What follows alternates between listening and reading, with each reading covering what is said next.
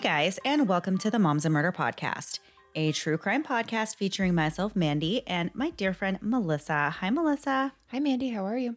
I'm doing great. How are you? Doing pretty good, thank you. Awesome. Yeah. Yeah.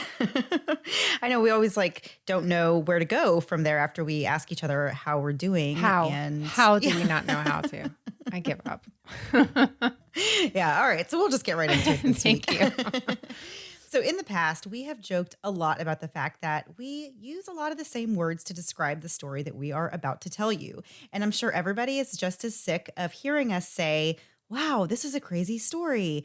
Maybe even just as sick, as we are of actually saying that. So this week, I decided to look up a few new words.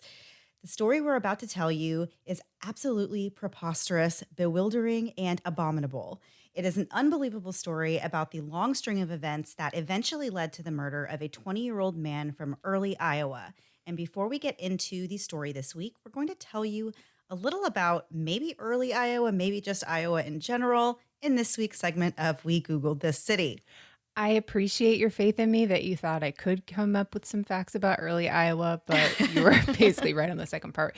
So early Iowa is located in western Iowa, and as of the 2010 census, had a population of 557 people, making this, I think, the smallest town we've ever talked about in Google This City. Can you think of anything that's been smaller? I don't even remember it being under the thousands. Ever. No. No. So it should come as no surprise, as Mandy was basically saying, that that's really my only fact about the town of Early. But I did find a ton of fun facts about Iowa. So without further ado, and with no one except Mandy to be able to stop me, I'm going to continue. So Olympian Lolo Jones was born in Iowa and is not only a summer track and field star, but she also joined the winter teams on the U.S. bobsled team as the brakeswoman. And Mandy, you remember she was also on Celebrity Big Brother? Yes. Yes. And she came to win. Totally came to win. She was tough as nails. She didn't win, but she came to win. And I have a lot of respect for her. She was really good. So the famous painting, and I didn't recognize it by the name, even though I should have, but there's this painting of this house in this painting, which how many times can one person say that? A guy named Grant Wood made this. It's called American Gothic. And the word Gothic always makes me think of something different. But if you remember it, it's this house with the couple that's standing in front of it with is it a pitchfork? What is it? The thing? Yes. The older yes. couple? Okay. So he based this whole painting on this house that he saw when he was traveling through Eldon, Iowa back in 1930. He sees this modest house, but it has these really fancy windows, and something about that really stuck with him. So when he got back home, he completes this painting and used the house as a backdrop and became, obviously this really famous painting. The Sauer couple who were front and center of this painting were actually not a couple at all, but they were based on his sister and his, Mandy, name any any profession in the world. And let's see if you could just guess it on the first try because it blows my mind. Dentist. Oh my gosh, are you kidding me? Is that what it is? It's the dentist. No freaking way. That's so funny. I just thought dentist because my family, all of us have been to the dentist a million times this year already, just for regular things. But it just feels like someone in my house is always at the dentist. So that was the first thing I thought of. That's so funny. That is hilarious. In a million years, I never would have thought you would have gotten that one because it's just so it blew my mind. And so I was looking at the painting thinking, well, yeah, if you've ever had a bad dentist, that's the guy you think of. He just looks sour and angry. I'm so impressed. This has made my entire night. Wow. This is so it cool. made my night too, because I usually just don't know or get anything right on Google This City. I really try. I try to come in there with some promising information, but it's always so fun. So, Mandy, we get a lot of reviews doing our little show, and the one we hear the most is that our show is the greatest thing since sliced bread. Wait, what's that, Mandy? You said you've actually never heard anyone say that? That's so weird. Well, it's definitely true, and if someone wanted to say that, we would not fight them. But back to Iowa and Google the city, the origination of the phrase, the greatest thing since sliced bread, actually came from Iowa. So back in 1912, there was a gentleman by the name of Frederick Rowetter. I'm going to go with Rowetter. And he was sick and tired of trying to stuff the hand-sliced pieces of bread into a toaster. So he decided to invent a device that would take your bread and cut it into equal slices. Genius. Unfortunately, it would not become available for commercial use for 16 more years because the original invention was destroyed in a fire before it could be shown to the world. This is so dumb. Talk about your burnt toast. I've never been more like irritated with myself. I looked up bread rhymes, bread things. I couldn't come up with anything. That's just where we landed. But you got the dentist thing, so all's well that ends well. Yes, absolutely. I'm impressed with myself and also you somehow. I don't know. Somehow, I'll take Yeah. it. I'll take it. It was still early in the evening on December 13th, 2001, when a frightening 911 call came through the early Iowa dispatch. On the other end was a strangely calm 11-year-old little boy asking for help after his mother had shot an intruder in their home. The boy explained that 3 men had just broken into the home where he lived with his mom and 2 siblings, and that the men attacked his mom by choking her with a pair of pantyhose. Police and EMTs were dispatched immediately and quickly arrived to a confusing scene. Once officers had cleared the home of any danger, the first story of what had taken place began to emerge. A 20-year-old man named Dustin Wehde was dead on the floor of Tracy Richter's bedroom. He had been shot 9 times in what was apparently a home invasion in which Tracy had shot the young man in self-defense. Tracy alleged that she had been preparing a bath for her youngest daughter when she heard her dog barking, followed by noises coming from downstairs. And she initially believed that it was her husband and one of his associates returning home from a business trip, but then she realized that the men that were in her home were actually intruders. Tracy said she quickly shoved her young toddler into a nearby room where her 2 other children were and told them to lock the door while she allegedly fought for their lives against these strangers. According to Tracy, one of the men grabbed a pair of pantyhose that she had hung over the banister earlier that evening, and he began to choke her with them. Somehow, in a violent struggle, she said she managed to access her gun, which was a 9mm pistol, and shot her attacker to death, causing the other attackers to flee the home. While investigators worked to process the scene and try to find out exactly what happened, Tracy and her kids went to a local hospital to be evaluated. Tracy's throat was swollen and red, and she had a hard time swallowing, but otherwise she was okay, and all she wanted to know was, why me? Why my family? Tracy was initially hailed a hero in her local community, and her friends and neighbors rallied behind her and cheered her on for doing what was necessary to save herself and her children.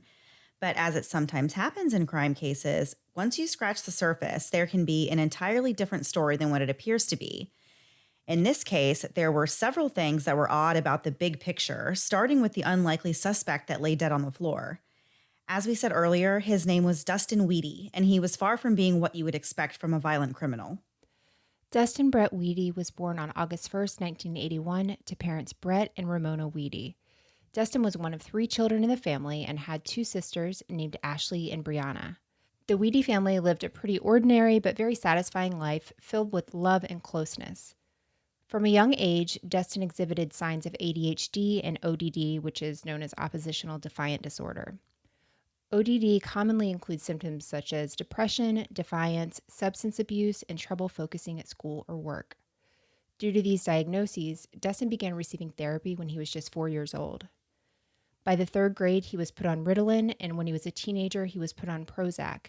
However, as he became a young adult, he was eventually able to wean off all of the psychiatric medications. Dustin's special needs, though, did not make life very easy for him. He had a record of so-called behavioral problems, but they weren't the type of problems that actually caused any trouble, nor did he try to make trouble just for the sake of it. He was mostly a C student in high school, and he was considered to be below average when it came to articulating and expressing his thought processes. His struggles with academia did not stop him from getting involved in his school, and he was part of the student council, played golf, and participated in the Civil Air Patrol. He graduated from Schaller-Crestline Community School in 2000 when he was 19 years old. Immediately after high school, Dustin started working and making his own money. He held a job at a Dairy Queen, and he also did construction work at an ethanol plant. He really loved his family and his friends, and he enjoyed music, movies, computers, and playing video games. For the most part, though, Dustin kept to himself. He had no criminal background, and he wasn't associated with crime, so how did he end up inside Tracy's home, allegedly without her permission? The answer to that question has a very complicated backstory. Not much is known about the early life of Tracy Richter, but there's a lot of information about her from the time she met her first husband to now. In Tracy's own words, she grew up in Chicago where her father was a police officer, and she says her upbringing was sheltered and strict. In 1986, 20-year-old Tracy was working as an x ray technician in Denver when she met Dr. John Pittman III. John was 32 at the time and in his fourth year of medical school. He was working towards his ultimate goal of becoming a general surgeon, and he was very focused on that goal. But at the same time, he was also drawn to Tracy and her sweet and charming personality. The two of them really hit it off right away. John enjoyed spending time with Tracy, and it wasn't so bad that he thought she was very good looking as well. It appeared that these two had a lot in common, and John said it made it easy to be around Tracy since there were so many similarities between them. But this early stage of pure bliss and romance didn't really last for long in this situation. The more John hung around Tracy, the more he found her to be what he called quite unsophisticated, and he noticed several red flags in the relationship. After their third date, Tracy wrote a note to John that said, "I think I love you." Things were moving way too fast for John, and he wasn't really that into it, but even though there was a little hesitation, he still continued to see Tracy. In late 1986, John went traveling to complete some of his medical training, and during this time, Tracy sent him numerous of these mushy-gushy love letters, and over the course of the time that he was there, John really started to fall in love with Tracy. After dating for more than a year, John finally took Tracy to meet his parents. This was an extremely awkward first visit where Tracy overshared a lot of personal information, which actually made John's mom really uncomfortable. Even though John's parents had some reservations about Tracy, John continued to date and build a relationship with her. But it wasn't long before Tracy's true colors began to show. She was very possessive of John, and she began making up all these different lies that were designed to drive a wedge between him and his parents. In one instance, Tracy told John that his mother wouldn't stop calling her and cursing at her. And even though John knew that his mom was very polite and was a very calm woman who didn't even curse, he still took Tracy's side. Wow. Yeah. So these antics eventually worked, and John cut ties with his parents for what ended up being 2 years. They eventually married in 1988, and Tracy got pregnant with a baby boy soon after. The relationship was rocky at best when Tracy got pregnant. She wasn't excited about the baby at all, according to John, and she was very difficult throughout the entire pregnancy. When Tracy was around 7 months pregnant, she found herself at the center of a very embarrassing scandal. In December of 1989, John's parents contacted him and said that someone had gotten access to their credit card and racked up quite a list of charges. Immediately, Tracy jumped in and offered to contact the police herself and help this get sorted out. But her insistence on being a part of the investigation is actually what turned the attention towards her as a suspect. That's so weird. Like, what business do you have getting involved in that with the police whatsoever? Ever. Right. That makes no sense. No, not at all. So John's parents started to question Tracy's odd behavior, and they wondered if she actually had something to do with this credit card fraud. Investigators also started looking into it, and in the meantime, in February of 1990, Tracy gave birth to she and John's son, Bert. The birth of Bert Pittman was really a joyous time for John, but Tracy didn't share the same delight in motherhood. By April, investigators had pieced together enough evidence that it was, in fact, Tracy who had stolen her in law's credit card information and charged nearly $15,000, which she mostly used to furnish the new condo that she and John lived in. That's just so crazy. You have to know you're going to get caught when they're like, it was to a furniture store and your wife has shown up with like a new Right. chaise lounge. I've never known how to say that word, but I went with it. So, of course, when Tracy was confronted with this information, she flipped a switch and became belligerent and just flew into a rage. In the end, John's parents chose not to press charges, but the relationship between them and Tracy was forever soured. It was around this time that John really started to see some of Tracy's negative qualities and this pattern of behavior that was starting to take shape. When it came time for Tracy to return to work and find a childcare provider for Bert, she seemed to be having a really hard time finding one that she actually felt comfortable with. John recalls that Tracy would just come home and say that she needed to find a new daycare or babysitter because the one that they had at the time wasn't doing certain things they needed to do, like changing their son's diaper and just taking care of his general needs as an infant. After several changes in childcare, John began to question whether or not Tracy was being honest with her accusations that it was the providers who weren't taking care of their son. It became super obvious to John that Tracy was playing some kind of sick mind game. It was actually Tracy who was neglecting their child and not changing his diapers, but then she would accuse his babysitters of being the ones to do it, which is just mind blowing. Like, where do you even come up with an idea to do that? Well, it's Ever? just going out of your way to do that doesn't make any sense. If nobody is even suspecting you are doing anything, why would you just randomly just say that about all these complete strangers? Like, oh, we have to get a new babysitter because this lady is, doesn't change his diapers or doesn't feed him or Right. whatever the case may be. Why would you just make that up? That's just so weird to me that you would just lie about something like that about another person, like that you don't even really know or anything. It's just crazy. Can ruin their job, can ruin their reputation, all of that. I wonder if it's just to make her look better, like she's the only one that can do the right thing and, saying these things about the other people, like it's not her, it's obviously these other people and look at how great she is. So, I don't know. But John had personally witnessed some of Tracy's really unstable behaviors. There was one night when Bert was still a very young infant that Tracy was trying to breastfeed the baby, but breastfeeding didn't really come very easily to Tracy. On this particular night, John awoke to the sounds of Tracy screaming at their son to suck, and when he entered the room where Tracy was attempting to nurse the baby, he instead saw Tracy shaking him. He asked her what she was doing, and she stopped. A few days later, Tracy agreed to start bottle feeding the baby. I can't imagine what this is like for John to see all this stuff, and now you have a baby with this woman, and you're like, what is happening? Like, what is nobody's safe. That would just be terrifying with your little Right. baby. So, according to John, it was during this period where their son was entering toddlerhood that Tracy really started to crack and become more and more unstable. And we're going to get right back into this story after one quick break to hear a word from this week's sponsors.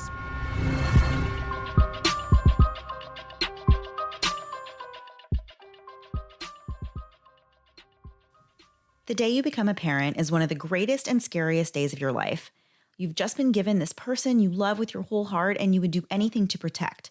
So why is it so hard for us to put a trust or will together to protect them even after we're gone? Trustandwill.com makes it effortless to gain peace of mind by protecting your assets and family in a time when they would need it the most. If you aren't sure where to start, that's okay. Neither was I. But after going through the Trust and Will website, I was able to answer simple questions about what I was looking to have in place. And Trust and Will helped me decide to get a trust in place. The Trust and Will site makes it easy to go through each step and make sure I have everything in place that I could possibly want. I also love that since my husband and I have different wishes in certain healthcare situations for ourselves, we were able to specify what we want and no one would ever have to guess on our behalf. Trust and Will makes it easy and simple to put a plan in place for your family in the future. Plus, it takes just 15 minutes to finish an online will or trust starting at $69 plus free printing and shipping of your documents in beautiful folders to keep your documents safe. All wills and trusts include power of attorney and important health documents. Visit trustandwill.com/momsmurder to automatically receive 10% off your purchase of a trust or will-based estate plan. Again, visit trustandwill.com/momsmurder to automatically receive 10% off your purchase of a trust or will-based estate plan. By the age of 40, which is getting dangerously close for me, nearly half of women report having thinning hair. We hear about men and hair loss, but since women don't talk about it as much, it's easy to feel like you're alone in dealing with it. I've joked on the show that I have really this super thin hair, and it's something that I've wanted to change, so I'm excited we've partnered with Nutrafol. Nutrafol is formulated with potent botanicals to help grow and strengthen your hair, plus it's physician formulated and 100% drug-free. I've been using it for over a month now, and I'm excited to be seeing some changes. Even if you aren't experiencing thinning hair, Nutrafol can help you grow thicker and stronger hair. If you visit Nutrafol.com and take their hair wellness quiz, you can get customized product recommendations that allow you to put the power to grow thicker and stronger hair back into your hands. Having a Nutrafol subscription means I'll receive monthly deliveries, so it's one less thing I have to think about, and it means I'll never miss a dose. Shipping is also free, and you can pause or cancel at any time. 97% of women actually reported more confidence after taking 6 months of Nutrafol, so I'm excited to see where I am in just a few more months. You can grow thicker, healthier hair and support our show by going to Nutrafol.com and using promo code MOMS to get 20% off. This is their best offer available anywhere, plus free shipping on every order. Get 20% off at Nutrafol.com, promo code MOMS, their best offer anywhere. 20% off at Nutrafol.com, spelled Nutrafol.com, promo code MOMS, for hair as strong as you are. And now back to the episode. Before the break, we were just getting into the many ways that Tracy was showing her true colors, and it was starting to become a concern for her husband, John. Tracy was no longer the same charming woman that got along great with John and had so much in common with him. Now she was always cranky, spiteful, and argumentative. John said that she was just constantly looking for a fight or an argument with him, and their daily lives as a married couple were pretty miserable because Tracy really just refused to be a happy person. Things came to a boiling point on a summer day in 1991. As Tracy often did, she started a nitpicky argument with John over where he left his shoes in the house. He had been working in the garage and his shoes had gotten pretty dirty and greasy, and Tracy lost her mind over this. She was way more angry than anybody should reasonably be over a pair of shoes, and John was attempting to de-escalate the situation, but Tracy just continued to get more and more heated. And in the heat of the moment, Tracy blurted out, quote, "You're never going to leave this house alive. I'm going to kill you," end quote. And I understand being in an argument with your spouse and being angry, Oh, yeah. but I definitely don't think I've ever screamed at my husband that I'm going to kill him. No, you whisper that under your breath. Yeah. Exactly. So Tracy disappeared into another room, and John gathered his things and headed out the front door. And as he was leaving, he heard the sound of a gunshot behind him. So he ran back inside the condo to find that Tracy had fired this gun, but now had suddenly snapped out of her rage that she was in. And she was crying, and he saw that there was a bullet hole in the ceiling, and Tracy was just sitting there very apologetic and told John that she just tried to shoot herself, but that she was fine now and she just wanted to go and lay down. John was really scared for himself and for the couple's young son, so he waited for Tracy to fall asleep that night, and then he called the police to report this incident. The police treated it as a domestic violence situation, and they gave John the option of letting Tracy stay at home or taking her away for a psychiatric evaluation.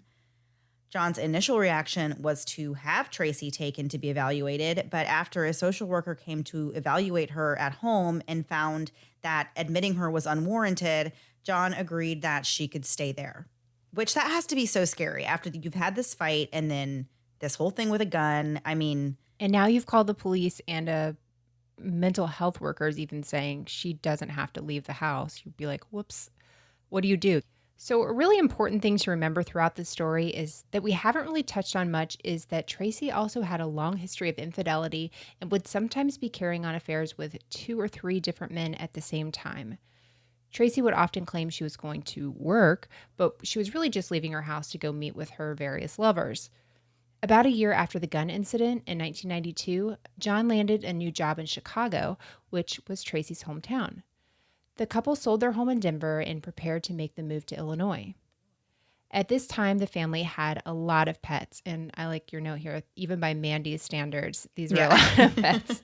So they had 4 dogs and 3 cats, and Tracy told John that she would take care of everything when it came to shipping the pets to Chicago in the move. However, in a bizarre twist, the pets never arrived, and Tracy told John that unfortunately, their animals had been mistakenly shipped overseas to a lab and that they were gone. That's very specific. So what does that even mean? But I love that it's like, we can't get them back. They went to a lab, but like, they got to a lab and somebody has them and they still can't send them back. That doesn't make sense. Yeah. So the whole thing is just crazy. And so she's saying that they'd allegedly been lost in transit and there's just nothing they can do to get them back, although they did know that they went to a lab and where they were. So that's really overseas too. Overseas, yeah. It's a whole thing. So John was, of course, devastated, but it wasn't until a short while later that he started to realize that Tracy had lied about what had happened to the pets, just as she had lied about many things before that. On a trip back to the couple's old neighborhood in Denver, John realized that one of his cats was roaming the neighborhood and was, of course, now a stray. When John saw the cat, it was like a light bulb moment. He knew right then that Tracy had never put the pets on a plane at all and that she had possibly just set them free to fend for themselves. The cat he saw roaming the neighborhood had managed to find its way back to where it thought it had a home and had been wandering around ever since. just insane. When John realized that Tracy had dumped their family pets, something finally clicked with him that his marriage was not okay and that something was very, very wrong with Tracy. He hired a private investigator to look into her, and that's when things really started to come unraveled. It was discovered through the private investigator's investigation that Tracy was involved in as many as 4 or 5 different affairs at this time, and that she was truly living a double life. The private investigator looked into the men that Tracy was associating with and learned that they were really nobodies with no discernible incomes, but yet these guys, along with Tracy, were going out and test driving cars and motorcycles, and it was almost as if they planned on coming into some kind of money really soon. The investigator told John to be very, very cautious because to him it seemed like Tracy had some kind of evil plan up her sleeve. And he believed that Tracy could potentially be planning for John's death in some way, which is so scary to have this private investigator being like, yeah, I've got all these photos to prove that your wife is doing X, Y, and Z things all day long when you think she's doing Right. whatever you think she's doing. And also, I think she is planning on having you murdered. Yeah, That's a lot to take for in. sure. So he warned John not to let Tracy lure him to any places alone. Well, 2 nights later, Tracy called John and asked him to come home for dinner, and she told him that she was there waiting for him. But little did Tracy know that the private investigator was involved in this, and that PI just so happened to be following right behind her in her car at that very moment. So she wasn't home at all, as she just told John that she was, but instead she was on the highway driving the opposite direction from the house. The private investigator urged John not to go to his home and believed that Tracy was setting him up to walk into a contract killing. John did lay low for a few days and he was unharmed, but this was really the straw that broke the camel's back. John knew that it was time to divorce Tracy. The divorce was very messy and very ugly, and it went on for years. In 1993, when Bert was 3 years old, and while they're still going through this divorce, Tracy brought on these sexual abuse accusations against John, and she was accusing him of abusing their son. So this set off a horrific series of medical examinations on this young child, and some of these were internal examinations, all because of Tracy's claims. She actually coached her toddler son on what to say to the Child Protective Service investigators and to the police, and she taught him to lie about his father hurting him. Thankfully, the doctors and police found no evidence that John had ever harmed his son in any way, and he even passed a polygraph test related to these accusations. But this is just one example of the many ways that Tracy tried to completely ruin John over the course of their divorce. Wow. Out of fear of what Tracy would do if he pressed the custody issue, John decided not to fight Tracy for custody of their son. The divorce wasn't finalized until 1996, and by that time, Tracy had been dating and seeing quite a few men. In 1997, she had a brief fling with an oral surgeon, but he ditched her after she tried to extort $150,000 from him by accusing him of sexual assault. The doctor was eventually exonerated, but Tracy had succeeded in ruining this man. The ordeal cost him his entire dental practice. It was just after that incident that Tracy met a man named Michael Roberts on a Christian dating website. He was from Australia and had been married once before as well. Tracy had been divorced from John for just a few months, and the new relationship started to move very, very quickly. At first, Michael was turned off by Tracy's crass ways, and he let her know that he was a Christian who believed that people should exhibit some level of modesty. Michael hadn't always been a Christian, but about a year before meeting Tracy, he found Christianity and had been living his life as such ever since.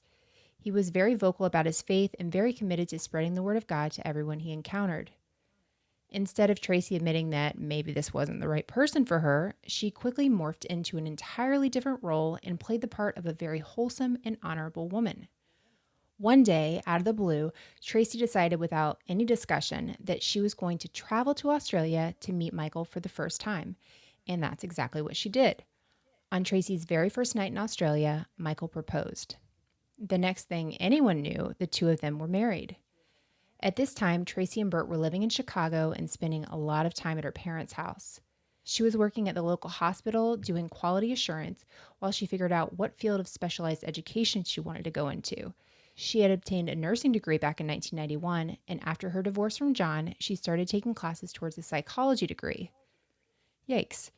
So, 2 weeks after they were married, Michael moved to Chicago. I'm very interested in this because of all the 90 Day Fiance that I watch, that he was in Chicago and they got married, and within 2 weeks he was able to move there. They must have had a visa thing going on before that. I'm very, very drawn to this part of the story. So his family was not thrilled about this, and they thought, he should be a lot more careful. He's moving across the world to be with this woman he barely even knows. And then, in the blink of an eye, Tracy was pregnant with Michael's baby. Wow. So Michael wasn't really happy about the idea of raising a child in Chicago, and he made a huge push for the growing family to move to a more rural area. Specifically, he wanted to move to early Iowa after seeing a report that stated that Iowa was the best state to raise a family in at the time. In Iowa, Michael started a computer business. His career had always been in the IT field, so it was really a fitting business choice. Although Michael doted on Tracy and tried to make her happy, she quickly fell into the same pattern of behaviors that she had displayed in her first marriage with John. Shortly after giving birth to Michael's son, Tracy began having numerous affairs with other men. Within a very short period of time, Tracy became pregnant again with Michael's second child. This time it was a little girl. So the family needed a bigger home, and in 1999, they enlisted the help of a realtor named Mona Wehde. Mona's first impression of Tracy and Michael was really pleasant. She said they seemed sophisticated and businesslike, calm, and fairly normal. After Mona sold the couple a home, they referred several other clients to her, which also resulted in sales. And throughout these interactions, Mona and her family got close to the Robertses as friends. After a while, Michael offered Mona a job working at his company, and she accepted. It was the year 2000, and Mona was doing secretarial and computer jobs around Michael's office. One day, she confided in Michael that her son, who was 19 years old at the time, named Dustin Wehde, had recently been fired from his job at an ethanol plant, and he was in need of a job that provided him with a stable routine. She explained to Michael that Dustin had some special needs and that he needed supportive people in his corner because he'd been picked on quite a lot in the past. Michael, being the loving and very religious man that he was, asked Mona if he could be a mentor of sorts to Dustin. He wanted to become Dustin's friend, taking him to do things like paintballing and also attending church. This turned out to be a great arrangement for Dustin. The first time Michael took him paintballing, Mona said that her son was just bursting with excitement, and he repeatedly asked her when he was going to get to go play paintball again with Michael. Although it was usually just Michael and Dustin who would go paintballing, there was at least one time that Tracy and Bert did join them. Initially, to Mona, things seemed amazing. She was impressed by the Roberts family and how perfect their lives really seemed. But the more the two families spent time together, the more red flags Mona noticed. At some point, one of Mona's daughters began babysitting the young children in the Roberts home, which were Bert and the two children that Tracy had with Michael. One example of a situation that raised some questions for Mona was that one night when her daughter was babysitting, she called to say that there was no food in the house. Evidently, Tracy typically kept her three kids, who the youngest was just a year old at this time, corralled behind a 3-foot-high baby gate and kept them in one area of the home. And the babysitter couldn't find anything to feed them when they started saying they were hungry. She told Mona that she had just given Bert juice in a bowl because there were no cups to be found. But there were other clear signs of neglect on Tracy's part. In another instance, Tracy asked Mona to take her to see a house she was interested in, and as they were backing out of the driveway, Mona realized that Tracy's youngest child was not in the car. Tracy had actually left the baby strapped in her car seat inside the house. Whoa! And just pieced out and just left the baby in the car seat? That's crazy. Yeah. So then when they arrived at the property for Tracy to see, she left this baby in the car, even though Mona told her it was okay to bring the baby inside while they looked around. You'd think she would be on her best behavior after just attempting to leave her child inside the house in the car seat, that she'd be like, I should get this one and bring it in with me. Yeah. Crazy. Mona got the impression that Tracy was a very absent-minded mother who didn't really seem to care at all about the welfare of her baby. The more time Mona spent with Tracy, the more she learned just how unstable she actually was. She frequently went on heated rants about not having any money, and it was clear that her relationship with Michael was really in shambles. One afternoon, Tracy came bursting into the office while Mona was there. She was extremely upset because she had just found out that Michael was trying to take a $75,000 loan against their house without discussing it with Tracy. In just an instant, Tracy went to her dark side and became totally violent. She started kicking holes in the walls of the business until Michael had to actually restrain her and force her to leave. Tracy went home, took a bubble bath, and then called the police to report the altercation she had with her husband. As Tracy always did, she made herself out to be the victim, and Michael ended up being arrested for domestic violence. But Tracy also concocted an even bigger lie to the police, and it was a lie that would eventually lead to the death of Dustin Wehde. Tracy told police that Michael had not only abused her, but also her son Bert. And once again, she already spent time coaching Bert on what to tell the police. So the child gave a statement alleging that he had been abused by his stepfather. What Tracy didn't realize is that by Iowa law, Child Protective Services has to notify the biological parents when a report is made regarding their child. So Bert's father, John Pittman, was notified. In a very twisted effort to save her own back, Tracy had her son tell another lie. Bert told CPS that when he said he was being abused by his stepfather, what he really meant was that he was being abused by his father, who was Oh my John. gosh. So this is just so many levels of just not okay with Tracy getting her child to lie, to these officials, and just the types of things even to tell him to lie about. Like, why would you even? That just breaks my heart for a kid to think about his mom saying, "I want you to tell these people that Yeah. your dad hurt you." Like that's just awful. Yeah. Like the worst kind of behavior.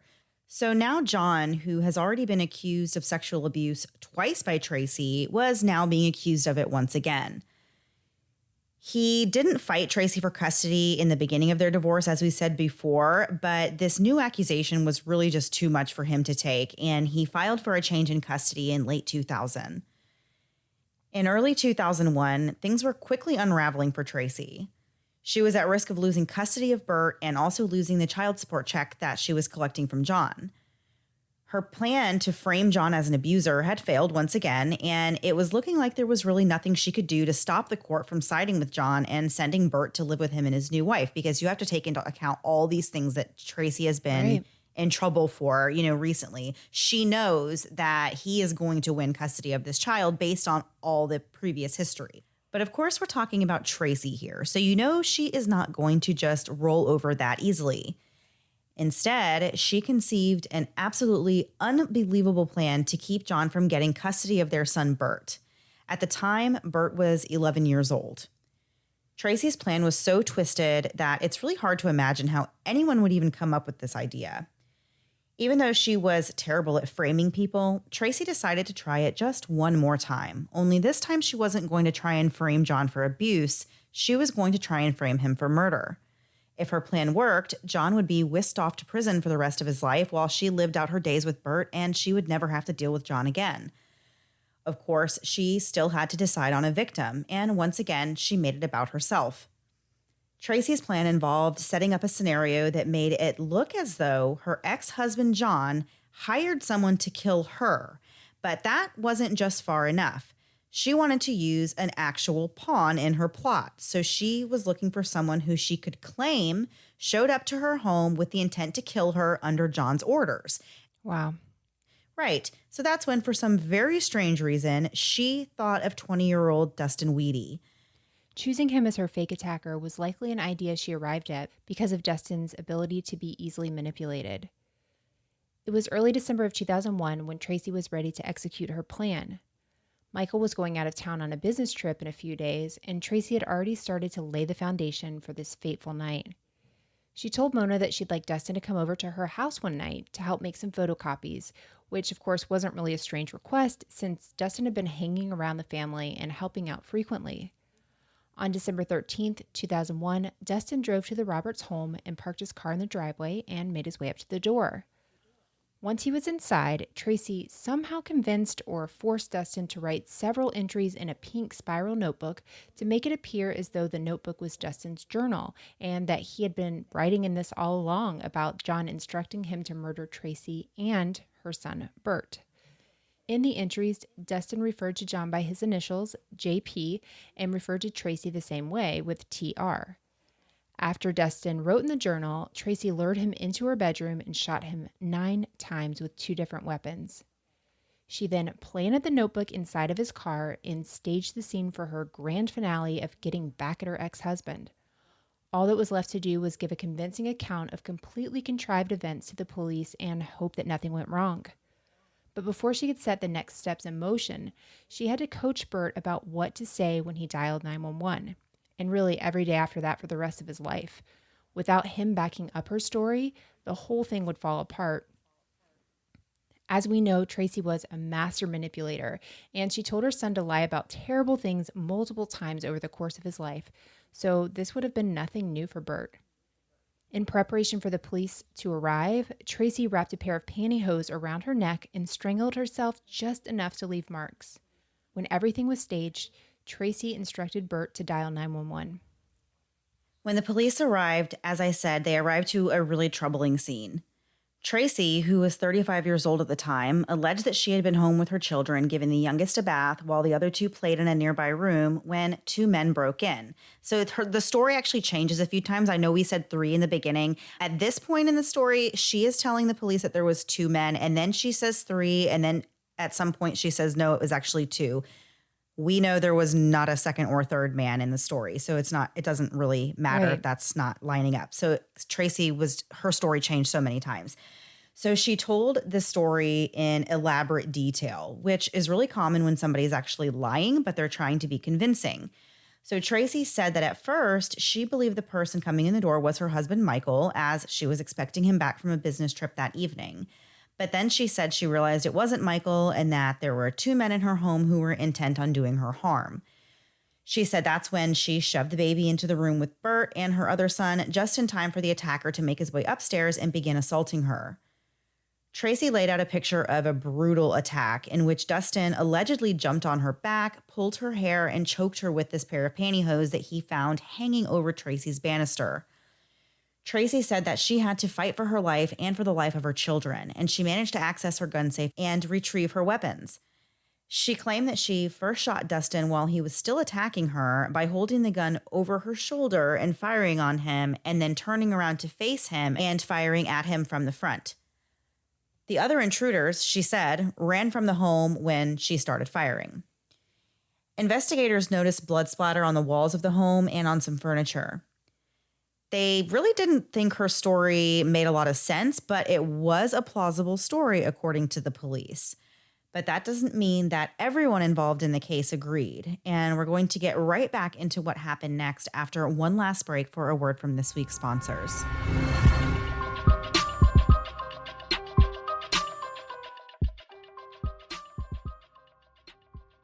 Rapid Lash Eyelash Enhancing Serum is a safe, clinically proven, and award-winning lash enhancing serum that cosmetically boosts the look of your lashes in as little as 4 to 6 weeks.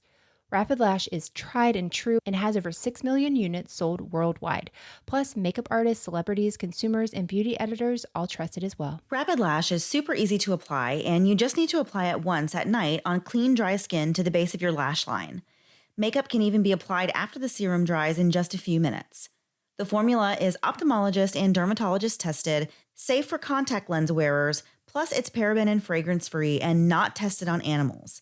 It can even be used with lash extensions. If you struggle with thinning lashes that are due to age, stress, hormonal shifts, medications, even damage from false lashes, lash extensions, or environmental factors, Rapid Lash is ideal for you. I have naturally thin eyelashes, some of which is from age and a lot of which is from stress. So I love that there's a product out there that I can actually use, and I've been super impressed so far. I've been seeing a big improvement in my lashes just using it for a few months now. So whether it's for a special occasion or you just want the look of youthful lashes every day, Rapid Lash is available at CVS, Ulta Beauty, Target, and Walgreens.com for $49.95. Or visit rapidlash.com and use the code RAPID30 to save 30% off site-wide. And learn about Rapid Lash's other products like Rapid Brow, Rapid Shield, Rapid Eye, Rapid Hair, and Rapid Renew. That's rapidlash.com and use the code RAPID30 to save 30%. Hey guys, as you know, I'm someone who loves knowing a little about everything. I love the news, I love entertainment, I love it all. But sometimes I don't have enough time to get all the information, all the little details and the minutia of everyday news because my goodness, it's constantly going. But thanks to the Newsworthy podcast, I can get all I need in little bite-sized pieces. So if the stress of the news is getting you down, but you still want to know what's going on in things like the election, check out the Newsworthy. And in these 10-minute episodes, they're just on the go listening. I can listen to it quickly on a walk, on my way bringing my kids to or from school or one of their activities. When I'm in line at the grocery store, there's never a wrong time to listen to the Newsworthy. But if you feel bogged down by the news and kind of the negativity of it, but you still want to be informed on what's going on, the Newsworthy is the place to do it. Erica at the Newsworthy is an independent journalist, and her team does really all the hard work and research for you. I love that the episodes are so well-rounded, and there will be fun stuff like tech or big stories, but the way Erica gives this, efficient and neutral overview of the news, and in just 10 minutes each weekday, it's perfect. Just search The Newsworthy in your podcast app or go to thenewsworthy.com to start listening. Again, search for the podcast The Newsworthy, 2 words, The Newsworthy, to make staying informed easier and more enjoyable every weekday. And now back to the episode. So before we took the break, investigators had just arrived at Tracy's home and found Dustin Wehde dead on the bedroom floor after Tracy said that she had shot him in self-defense. When Mona and Dustin's father and sisters heard about the shooting at Tracy's home and knowing that Dustin was there, they immediately got in the car to go find out exactly what was going on. When they arrived, they learned that Dustin was dead. The Wehde family was shattered in an instant and desperate for answers. Police found this notebook that Tracy had planted in Dustin's car and examined it. It was confirmed that the journal entries were written in Dustin's handwriting, but Mona was insistent that Dustin did not keep a journal or really write much at all. The detectives working the case decided to keep the information about the notebook a secret because they felt like it was such an important clue. Tracy did not like that at all. One detective later said that Tracy was pretty much losing her mind that they hadn't announced the notebook or shared the contents of it with the public. She constantly called the police station asking for updates on the case and trying to find out if police were looking into her at all. In the days immediately following the shooting, Michael came out in support of his wife and even offered a $10,000 reward for information about these unidentified intruders that got away. On December 18, 2001, Tracy and Michael took the kids on what they said was a planned vacation to Australia. Tracy told investigators that they would be gone for several weeks. Can you imagine? This is only 5 days after this has happened. She's like, I'm leaving the country and we're going to be gone for a while. Like, for the investigators, that has to be like, whoa. Right. Like, what? But they're looking at her like a victim, so I guess they can't stop her, but there has to be like, oh my gosh, there's still so much we need to do, and now she's leaving the country. So this gave Tracy ample time to teach Bert the official narrative that she wanted him to go with, since she had him all to herself, thousands of miles away from where the shooting happened and where there was an ongoing murder investigation. The family returned on February 12th, 2002, so what's that, like 2 months? And the next time the police made contact with Tracy and Bert, they had nearly an identical story. Fancy that. So, much to Tracy's dismay, her ex-husband John Pittman had not been arrested and charged with a crime while she was away in Australia. In fact, the only thing that Tracy arrived home to was more questions from the police. Imagine how ticked off she was. She leaves the country and she thinks, oh my gosh, this notebook's there. It says that John hired somebody to come kill me, and now he's going to be arrested and all my problems are over with. And yet she comes home and is like, we actually have a lot more questions for you. So her husband, Michael, was asked to take a polygraph test to prove that he had nothing to do with any of this. He was asked whether he planned a staged assault on his wife or plotted with anyone to break into his home while he was gone, or whether or not he knew who the other 2 men who broke into the house could have been. He answered no on all questions. In the end, though, Michael failed the polygraph. The test showed that he was 99% deceptive on all relevant questions, but he maintained that he had no idea what went on inside his house that night. At this point, just a few months after the shooting, police were nearly certain that Tracy had set the entire thing up, but they were missing some key elements they needed to take the case to the prosecutor. Investigators were unable to find the definitive evidence they needed, so the case was eventually ruled a justifiable homicide, and the pink notebook was put in an evidence room and kept a secret. Tracy had, at least for the time being, gotten away with murder. Dustin's family was devastated. And of course, they knew that Dustin would never assault anyone, and certainly not Tracy, who, he considered a family friend. Dustin even hung out with 11-year-old Bert from time to time, and the two of them liked each other. None of the evidence made any sense together or added up to Tracy's alleged version of events. It was really a slap in the face to the Wehde family that not only had Dustin been murdered, but Tracy added insult to injury by doing things such as appearing on the Montel Williams show, where she told her story that she was a brave mom who did what she had to do to protect her kids. It's really sickening and, I guess, narcissistic, which we see a Yeah. lot with people that are like this, but it's just it's infuriating to think that she set this whole thing up and that she knows what she did, but yet she has the wherewithal to go on national television and make herself out to be some kind of Right. hero for doing what she She could did. have It's said just no. It would have been so disgusting. easy to just say, I'd rather not relive this situation instead of going out there and Right. hurting this family even more. Right. So Dustin's father, Brett Wehde, was taking his son's death particularly hard. And by late 2002, Mona had taken their two daughters and moved out, leaving Brett alone, and he turned to alcohol to cope. On Thanksgiving Day in 2002, just 11 months after Dustin's murder, Brett wrote 4 letters and left them on his kitchen table for his family before taking his own life at Dustin's gravesite. The Wehde family had just been completely ripped apart. After that, Tracy spent the next 9 years trying to manipulate and control the investigation and the entire situation. When the shooting first happened, Michael refused to believe that his wife was capable of cold-blooded murder, and they stayed together. But 3 years later, in 2004, their marriage began to fall apart, largely in part to Tracy's absolutely psychotic behavior, which she had exhibited not only during her relationship with Michael, but also that she had displayed really throughout all of her relationships and throughout her life. From the time the murder took place, Tracy went out of her way to harass everyone in the case. She sent thousands of emails, faxes, and letters to the police and investigators working on the many cases that she was actually involved in, because she still has this custody case going on, and now she's got this murder case going on in different states.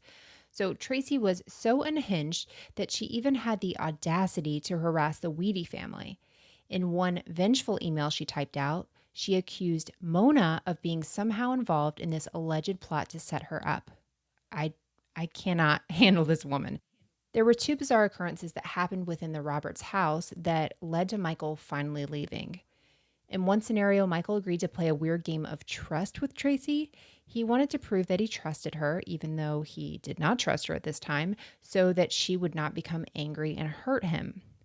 So Tracy told Michael to lay down and let her roll him up tightly in a sheet.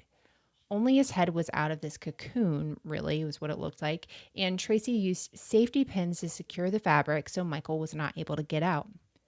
So things take a weird turn when Tracy simply walked off and left him there for 45 minutes while she went about doing housework.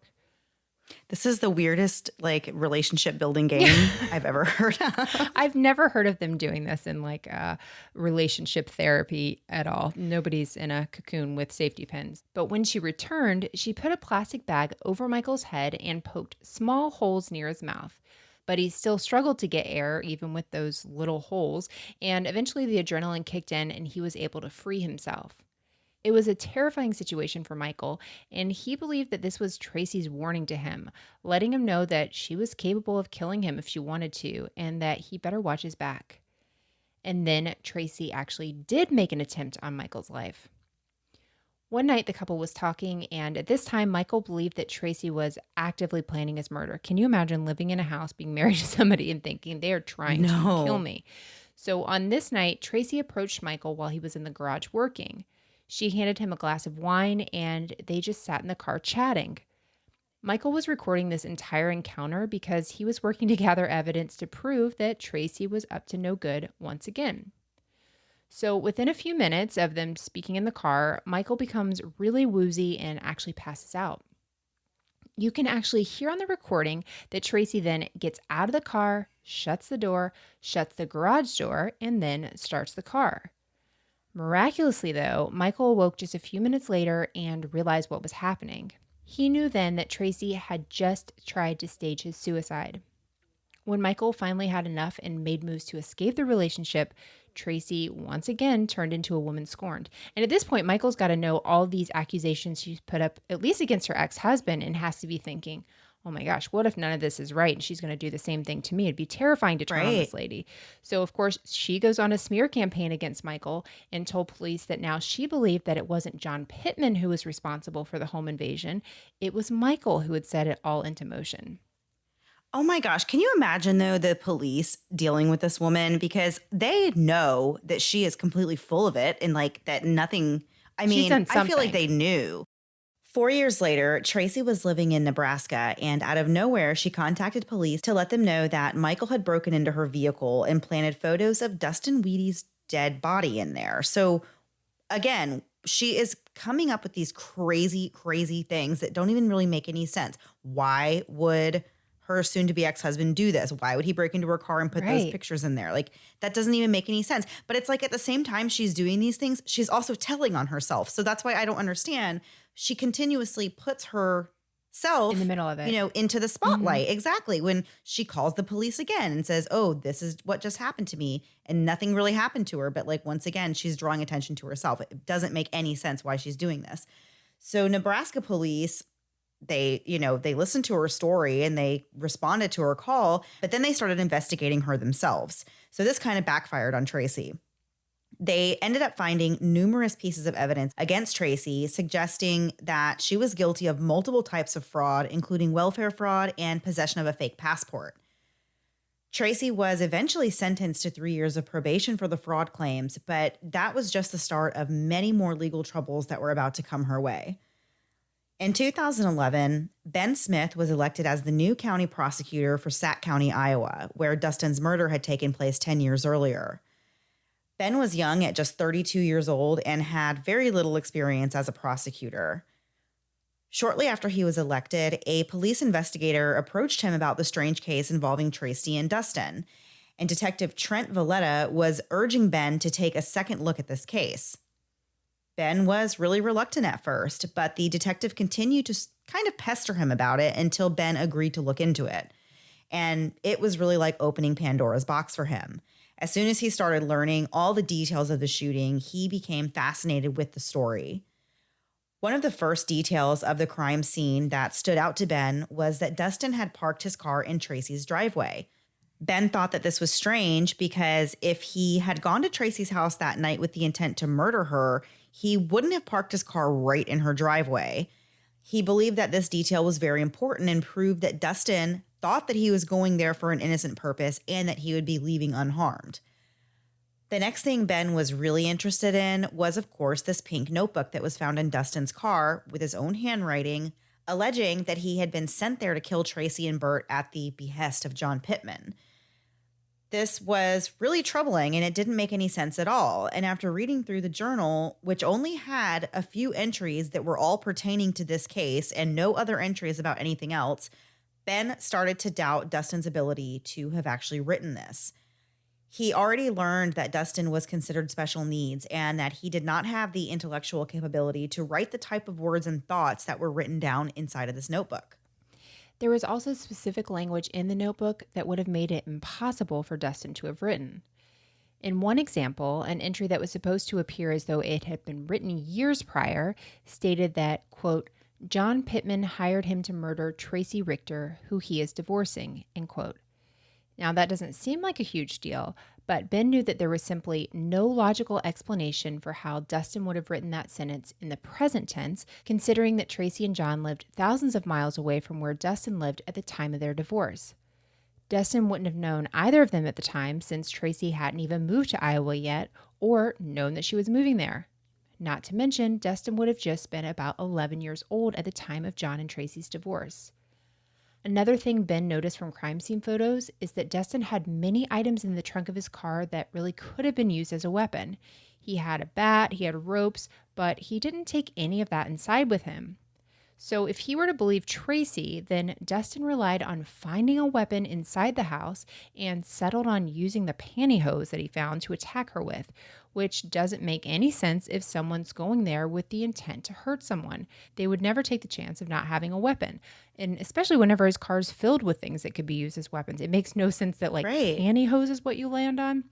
So at this point, Ben was also convinced of Tracy's guilt, but now his job was to try and prove it. Well, back when the investigation was first going on, when the murder first took place, we mentioned that investigators kept the information about this pink notebook to themselves.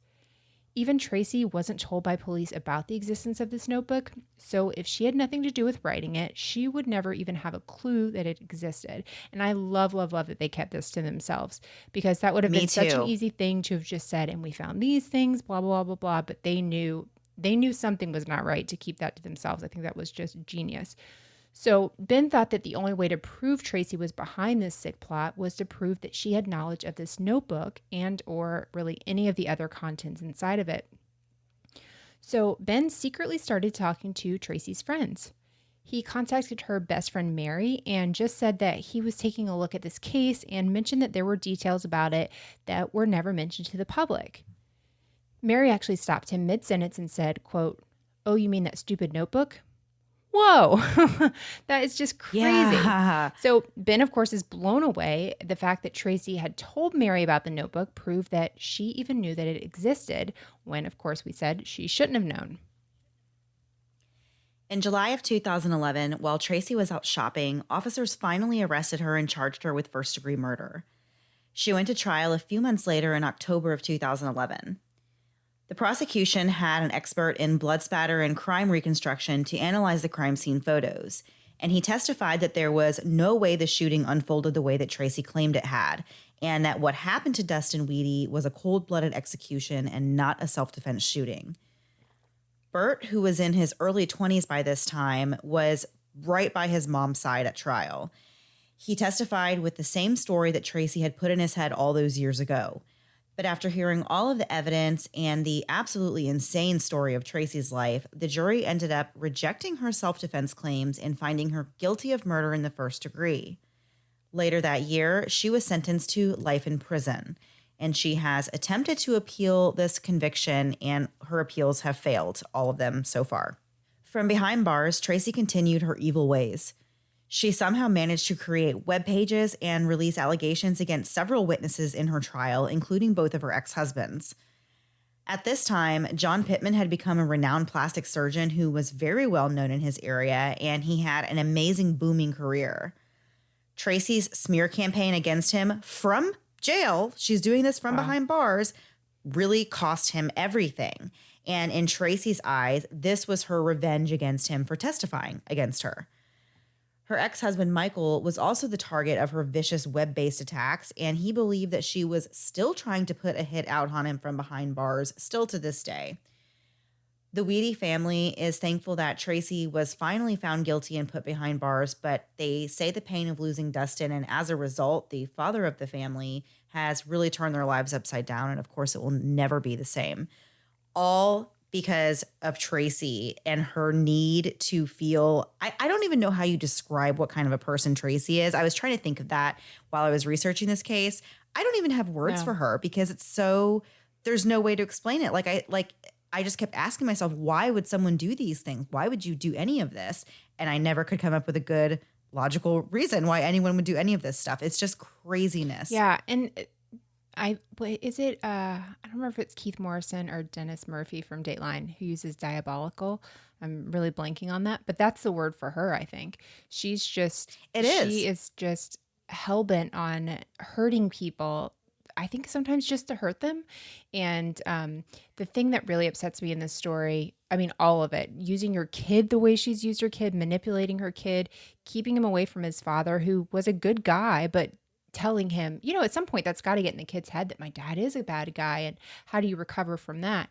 But taking somebody who was special needs and taking him, and he has this friend he's developed and he's trusting this family, and he comes over and to have written in that notebook he trusted her. I mean, you don't know exactly what happened there, but who knows? But he trusted that family, and to go over there and to know that she could manipulate him and do that to him is just, I don't know. I It's can't. horrific. Yeah, I It's just can't even process that. Like it doesn't.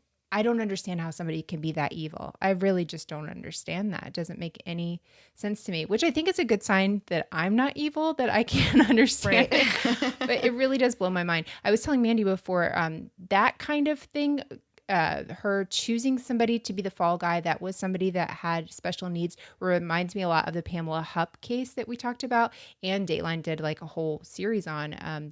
We called it the Game Night Murder, I think, and how Pamela Uh-huh. Hupp, ended up trying to pin a murder on another guy with special needs. It's just so upsetting to pin it on somebody that really could not have defended themselves. I don't know. It's just the grossest thing you could do.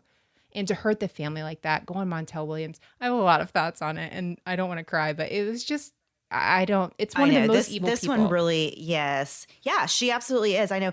And I as part of my research I read a really really awesome true crime book called Beautifully Cruel by M. William Phelps. So absolutely recommend that. I got a lot of information that just wasn't found anywhere else that was just mind-blowing. I was glued to the book from start to finish. It was actually one of the only books I ever, I think, just actually read the entire thing and didn't just skip around and, Yeah. look for stuff I needed. But it was so, so, so good and just written so well. And so I definitely highly recommend that book. But I was telling Melissa earlier today that this one, for some reason, this case made me so emotional. And I think it's because, like you said, because Dustin was such a vulnerable person. And to Right. think that somebody that he trusted that was in his life that was supposed to be, when they first became friends with the Wehde family, it was so that Michael could take Dustin under his wing Right. and to, show him kindness. And then this is how it ended up for him. And that's just terribly, terribly sad. And my heart just broke for Mona Yeah. and for Dustin's sisters. They spoke on a documentary thing that we watched, and it's just heartbreaking all around. There was definitely something about this case that was, aside from the fact that you just want to, I mean, you can't even come up with words for Right. Tracy, but just the loss of Dustin's life is just so tragic. And it's a very emotional Yeah. story. So yes, I am glad we did this one and talked about it. But yes, very, very, very Yeah, sad for sure. case. Okay, Melissa, I guess we're going to turn the page and do last thing before we go. I mean, we are going to do that. There's just no good segue, I don't think, ever. You do a really good job with it, but I feel like ultimately we're going from murder to, last thing before we go. So this is as good as we can Yeah. do. We did, I guess, a couple weeks ago, a silly little game of true or false facts. And we gave each other some facts and we said if we thought they were true or false. And they were really fun and interesting. So we are going to do round two of, is this a true fact or is it a false fact? I'm Is that is that a name of it, the game? I it can is. just After your whole dentist one earlier, I'm just even scared to play this game with you. You're just on a roll tonight. I don't know what to do. it's so it's okay. There's a very strong theme of teeth, and you're gonna find out in just a Really? minute. Okay. I've gone space and other things, so we'll see what happens here. Okay, do you want to start off? Okay. Yeah, Okay. sure. I'll start. Okay. If you knock your tooth out and put it back in the socket, it will grow roots and save itself. I hope that is not true because that is the freakiest thing I've ever heard of. I'm going to go with false just in hopes. I don't need that. It is actually No. true, but from what it's true, but from what I looked up, there's like a time limit. Like you have to do it within a certain amount of time, or else it just won't grow back correctly. But apparently, yes, you can put a knocked out tooth back in the socket, and it will grow new roots and just get back up in there. I guess. And just get back up in there. I would like to see a picture of somebody after they had it done because I feel like maybe it doesn't have the same look as After, it did originally. I mean, probably not, but You I have mean, it it, you sure saved some beats getting. dental. Yeah, you saved Yeah. giving an angry dentist. All dentists aren't angry, but you saved the man in the American Gothic. Okay, Mandy, here's mine. True or false? And make sure you guys play along. Tell us what you get right. Tell us what you get wrong. We had some people write us. It was really funny. Some people did really, really well, way better than we did. So, true or false? Your head ages faster than your feet. Your head ages faster than Yeah, your feet? you I heard me. mean, no. False? No, Okay. false. That's correct. But isn't that weird? I thought like head and face would age well, it doesn't say face specifically, but your feet don't grow. Wait, hold on. Your head ages faster than your feet. So your feet are young forever? Is that what I'm reading this? I mean, yeah, but like by definition, aging is just the age of something. And since my whole body is the Hold on. same age, I'm assuming that there's nothing is aging faster. I mean, my head isn't like older Oh, than you my know what? I feet. did not read this right at all because I thought it meant like you get wrinkles and stuff. So I was like, this is shocking information. I I think my mean, feet have all. well, Oh, yeah, that's definitely a definition of aging. fine. Um, Fine. See, I'm not on a roll. I've fallen off a roll and it's rolled over me. So, okay, your next one. okay. So this is a common one that I just want to know if you think it's true or false. And I'm going to tell you if you're right or wrong. So adding salt to a pot of water will make it boil faster. Okay, I'm going to say yes because every freaking recipe I have, even HelloFresh ones, everyone says to add salt to it. And I'm always like, what's the point? I don't understand the point. So let's go true. Well, Melissa, I hate to tell you this, but you are wasting your time. Studies actually suggest that putting salt in a pot of boiling water can actually make it take longer to boil. Well, sometimes I'm very slow with cooking, so it probably does help me if it goes slower. I need all the time I can get to do the rest of the stuff. Weird. So what's the point? Why do we do that? Yeah.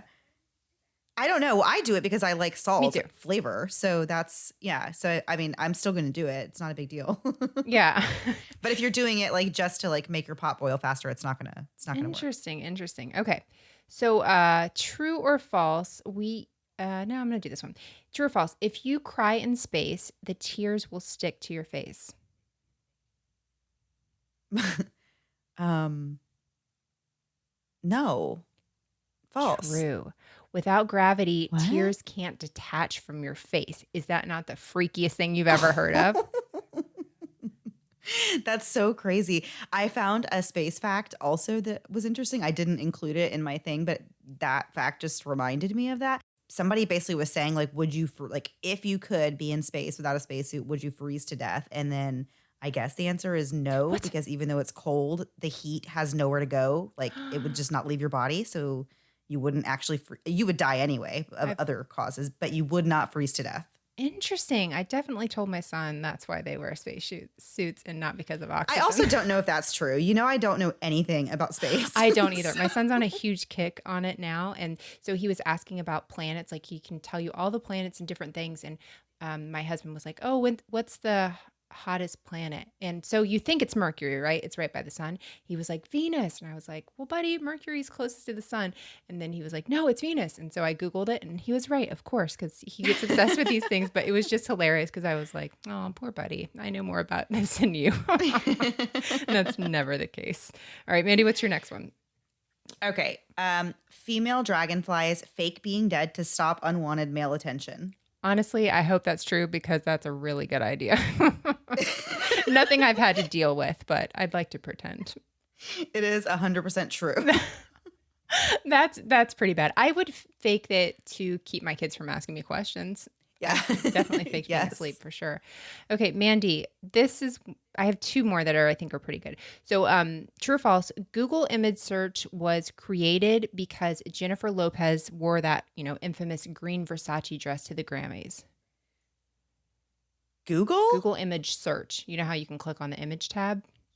I'm going to say true. Yeah, isn't that crazy? There were so many Yeah. searches for it. They ended up adding the images feature, which I love the images feature. It's like Me one of my favorite things. too. So Yeah, thank that you. makes sense. Well, that makes sense because I feel like the internet was really, I mean, in Google, like search engines were really just kind of getting started when that green dress debacle happened. Yeah. So that makes sense that would be the first thing. So that's kind of why I was kind of trying to think of the time frame, and I was like, yeah, that actually could be. Interesting other fact I found out while seeing that one that is it Ginger Spice? Wait, which is the Spice Girl with red hair? Was it Ginger Spice? Did they go that lame with it? It was sporty, baby, Yeah, scary. Ginger. Ginger? Mhm. Okay. Ginger actually wore, or maybe it was baby, I don't remember now. One of them wore that dress 1 month before and did not get the same fanfare that Jennifer Lopez did whatsoever.